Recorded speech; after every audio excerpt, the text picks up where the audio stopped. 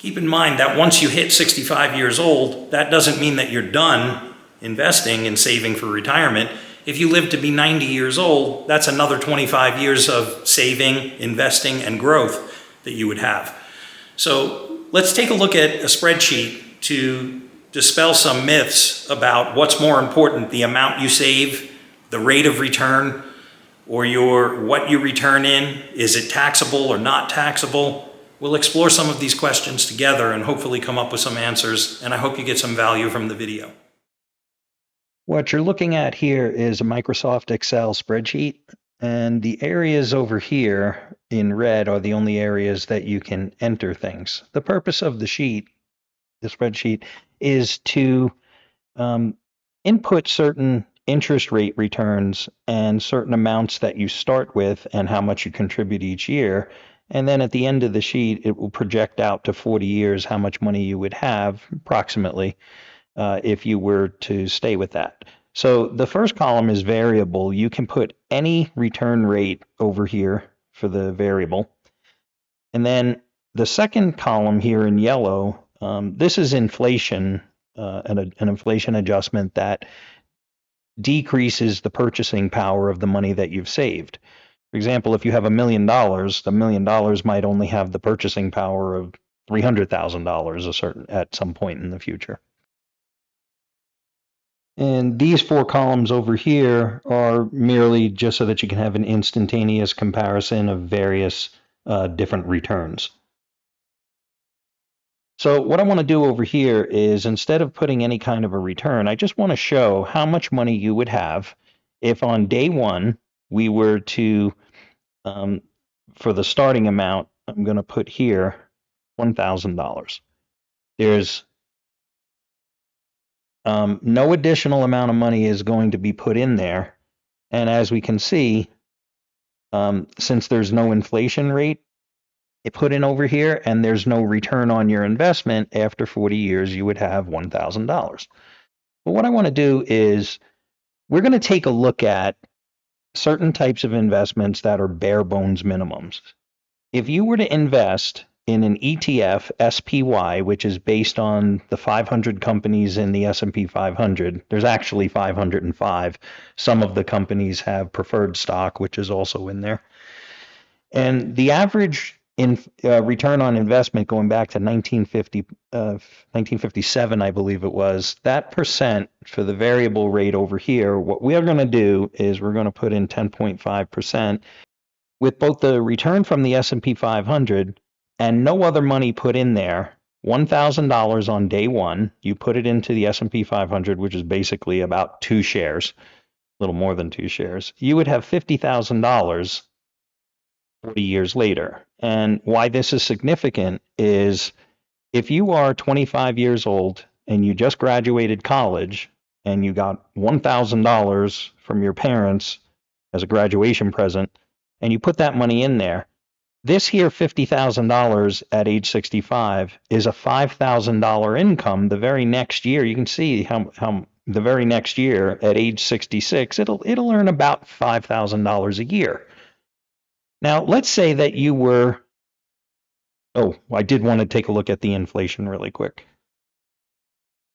So over here, the inflation purchasing power, it didn't decrease it by anything because I never put in an inflation rate. So over here, for the average inflation rate, going back to the 1960s, the inflation rate was about 2.5%.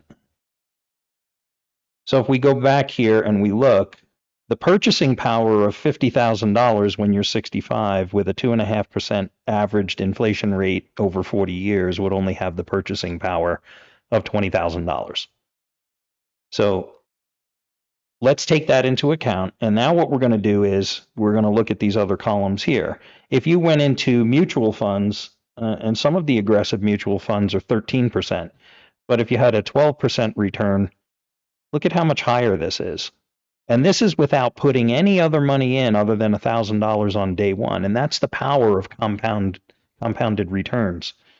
So now what we're going to do is we're going to enter over here in this red area. We're going to, for the amount added each year, we're going to assume that you're 25 years old, you're doing $100 a month, which then adds $1,200 a year.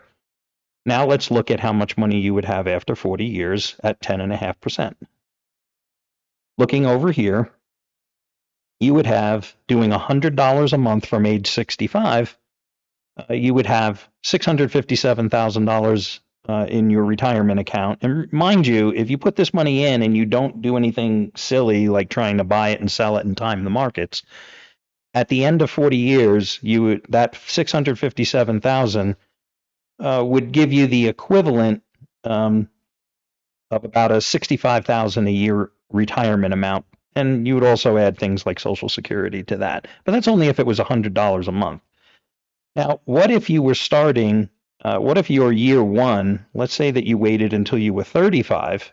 Well, then we only come down to here on this one at 10.5% interest. If you waited until you were 35 to start, same thing with the $100 a month, you would have $235,000. Now, mind you, we're not even talking about the inflation. There'll actually be another video on how inflation erodes your retirement spending amount. So in year 30, if you start at age 35 instead of 25, after 30 years, you would only have a $23,000 a year income.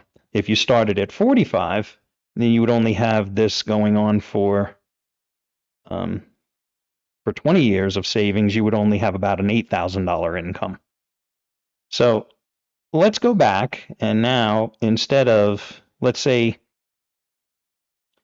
that instead of $1,200 a year, let's say we were doing, after you graduate school, you're smart, if you're married, you have the two of you are saving together. Let's put in the average amount of money that a person would be spending on a car payment.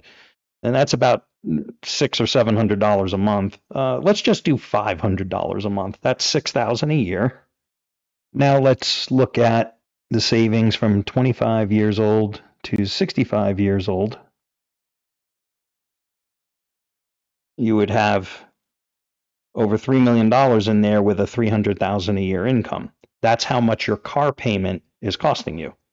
Now, I'm not saying you don't need a car, but there's a point at which you would absolutely want to wait before buying really expensive ticket items. So now if you were at 12% interest in a mutual fund, look at the comparison from 3 million to 4.6 million at that point. This would be taxable, by the way, long-term capital gains, which is for most people out there that are making less than $500,000 a year. This would only be taxed at 15% interest for federal. Your tax situation would be different. So, of course, you would want to talk to an accountant on what would be right for you. And if you were to have that magical return, if you were able to get to 15%, you would have $10 million. I actually have a friend that's been doing this with $1,000 a month. Well, $1,000 a month is $12,000 a year. And with $1,000 a month, it would be $6 million at just going in the S&P 500 with SPY. Your money's not locked up. It's just in a brokerage account. There's no penalty. You do not want to take any money out of this account. And at 12% interest, if it was inside a 403B or a 401k, you would be looking at almost $10 million, which is safe to say about $800,000 a month in retirement.